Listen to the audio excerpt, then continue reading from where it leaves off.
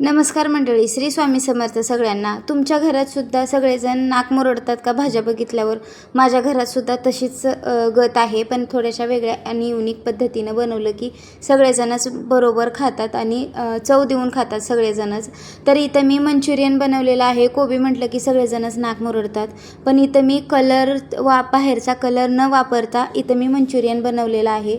फक्त आणि फक्त ग्रेव्हीसाठीच थोडासा कलर वापरलेला आहे, पण मंचुरियनमध्ये मी अजिबात कलर वापरलेला नाही. तर पुढं चालून तुम्हाला कळणारच आहे. आता ते कलर म्हणजे मी बीटाचा वापर केलेला आहे या ठिकाणी. तर आता बीट कट करून घ्यायचं आहे, म्हणजे चॉकरला मी बारीक करून घेतलेला आहे. तुम्ही किसणीने किसूनसुद्धा घेऊ शकताय. कोबी आणि बीट दोन्ही चॉकरला बारीक करून घ्यायचा आहे. याच्यामध्ये थोडंसं पौष्टिक बनवण्यासाठी आणखीन थोडासा गाजरचा वगैरे वापर करू शकताय, पण मी इथं बीट आणि कोबीचाच वापर केलेला आहे या ठिकाणी. मस्त चव होते, नक्की ट्राय करा. आता इथं मी चॉकरला बारीक करून घेतलेला आहे. बीट पण करून घ्यायचं आहे लगोपाठ. बीट आणि कोबी एकत्र करून घ्यायचं आहे. आता इथं बीट आणि कोबी एकत्र झाल्याच्या नंतर मीठ घालून घ्यायचं आहे सर्वात अगोदर, म्हणजे मिठाला कसं पाणी सुटतं.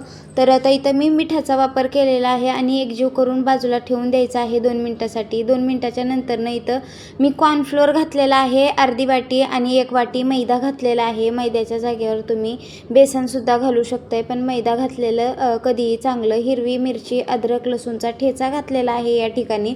तर चवीपुरतं आपल्याला तिखट टाकून घ्यायचं आहे आवडीप्रमाणे आणि घट्टसर गोळा आता कालवून घ्यायचा आहे म्हणू शकताय. तर इथं घट्टसर गोळा आता मी कालवून झालेला आहे, मळून नाही पण तर कालवून घ्यायचा आहे. आणि आता याला छोटे छोटे असे बॉल्स बनवायचे आहेत, किंवा छोटे छोटे आपण भजे कसे तोडतो तसे तेलात तोडून टाकायचे आहेत. बघू शकताय तेल मीडियम गरम करून घ्यायचं आहे अगोदरच आणि मस्त असे भजे याच्यामध्ये तोडून द्यायचे आहेत, किंवा मंचुरियन म्हणू शकताय.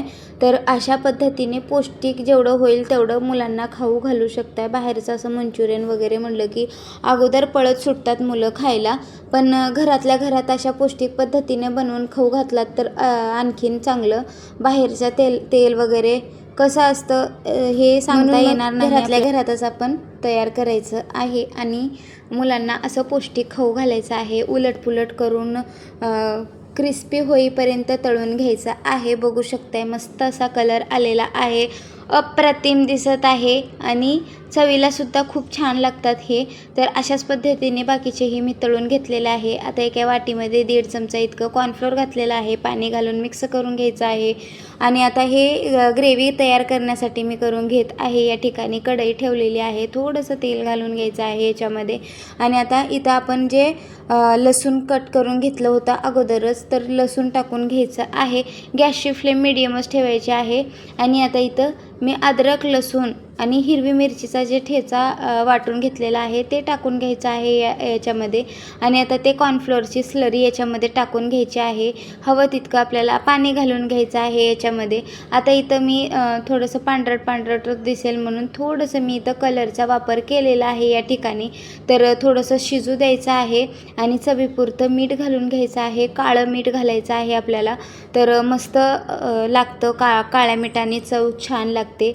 आणि थोडंसं कलर मी कालून घेतला होता पाण्यामध्ये आणि तोच कलर आता याच्यामध्ये टाकून घेतलेला आला की चटणीला याच्यामध्ये मंचुरियन टाकून द्यायचं आहे. 1-2 मिनटं असं शिजू द्यायचं आहे याला, किंवा फ्राय करायचं आहे म्हणू शकताय. आणि एकजीव करत राहायचं आहे. बघू शकताय पाणी ॲब्झॉर्ब झालेलं आहे याच्यामधलं, किंवा चटणी. आणि सर्व करून घ्यायचं आहे अशाच पद्धतीने रसरशीत, किंवा अशाच पद्धतीने नक्की ट्राय करा. ग्रेव्हीचे मंचुरियन किंवा फ्राय मंचुरियन रेडी आहेत आता म्हणू शकताय. अप्रतिम